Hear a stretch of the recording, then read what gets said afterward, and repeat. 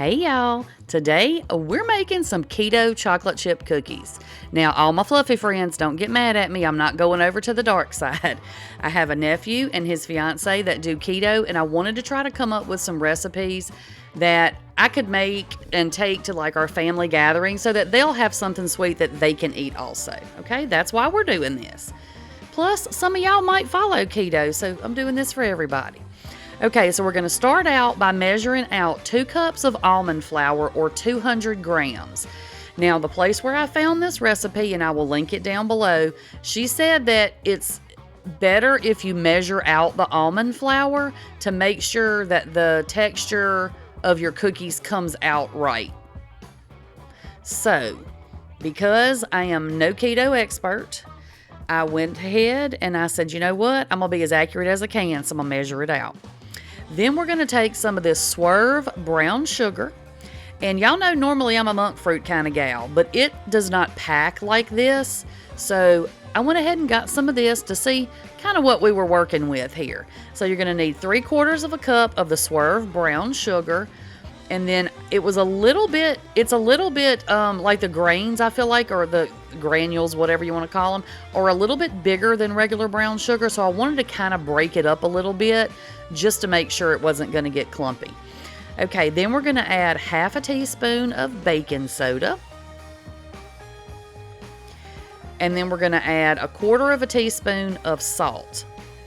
And then just go ahead and mix these ingredients up as good as you can with your whisk. Or, I mean, I don't really feel like you need a mixer for this, but if you want to get one out, feel free. Of course, if you just mix in the dry ingredients, you're going to fling it everywhere. So get your whisk out. And I was just kind of trying to break all that brown sugar up. Now, it's not in like hard clumps or anything. It just takes a minute to kind of work them out and get them mixed in, you know, with the almond flour and stuff. So just take a minute, do it, get it right. Oh, and make sure you preheat your oven to 325. Okay, then we're going to take 1 stick of melted butter and let that cool down a little bit. You know, don't add it in there hot. And then we're going to add 1 egg. And then I just like to kind of mix that around just a little bit, you know, because my butter was still a little bit warm and we don't want scrambled eggs. So I just mixed it just a little bit around in there.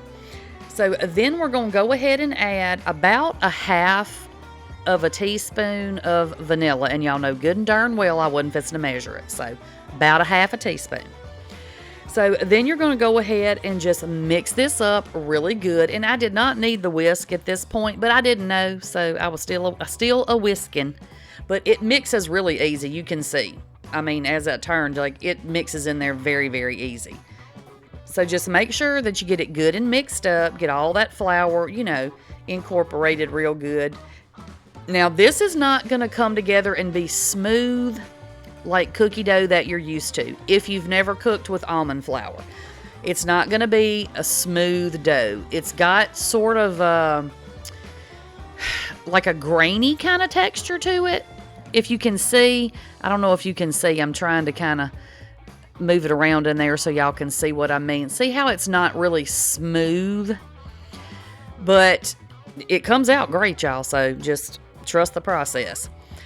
So you're just going to want to go ahead at this point, once your dough is all made, and get you about a 1/3 to 1/2 cup of sugar-free chocolate chips. Now, I used the Lily's, and I just had them in that jar and labeled them so I would know what they were.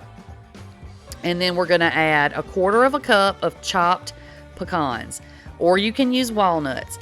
Now, I am not a keto expert. I don't follow keto, so I don't know what all the rules are.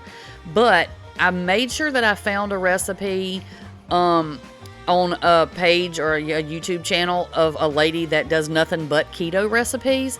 So I'm trusting that all of what I'm doing is keto friendly and it's appropriate. If it's not, if you follow keto and you see that I have done something wrong, please let me know in the comments. But be gentle with me, y'all. I'm a work in progress. But go ahead and just mix your chocolate chips and your nuts. Get them all good and mixed up. Okay, then we're going to line our baking sheet with a silicone baking mat. And mine didn't fit, of course, because, you know, we can't have nice things around here, y'all. But Another thing that she said was if you use the silicone baking mat, it helps the cookies cook a little more evenly. And who am I to argue, right?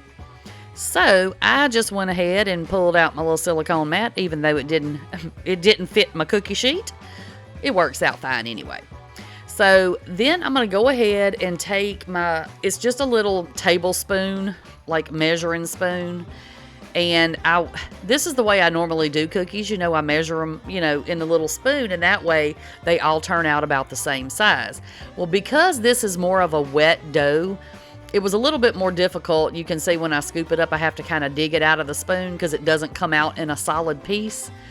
But they still roll up fine and, everything. So just, if you don't have to use the measuring thing if you don't want to. I just did it because I wanted to get my cookies pretty uniform size so they would cook evenly.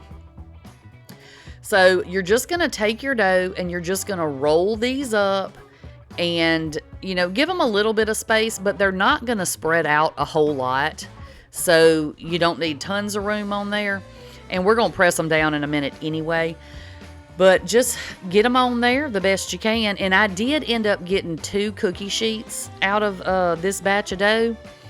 So once you get everything put on there, and like I said, try to keep them as even as you can, and that way all of your cookies get done, because you don't want some to get, burnt and some of them not be done or whatever.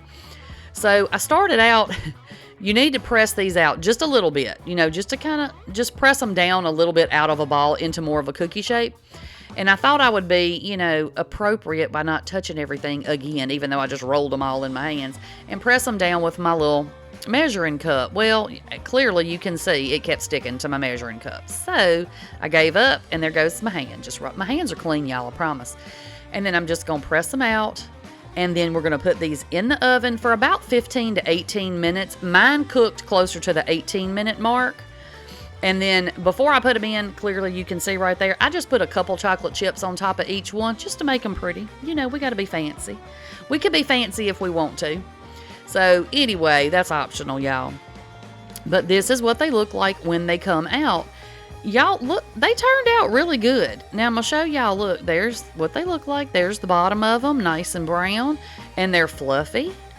And they are delicious, y'all. I was shocked. They are very, very good. Now, the only thing I will say, if you've never eaten anything with almond flour and you have a texture issue, these may not be for you. But as far as flavor, they are fantastic. So make sure you try these. All right, y'all. I'm going to put another video over here for y'all, and I will see y'all on the next one. Bye, y'all.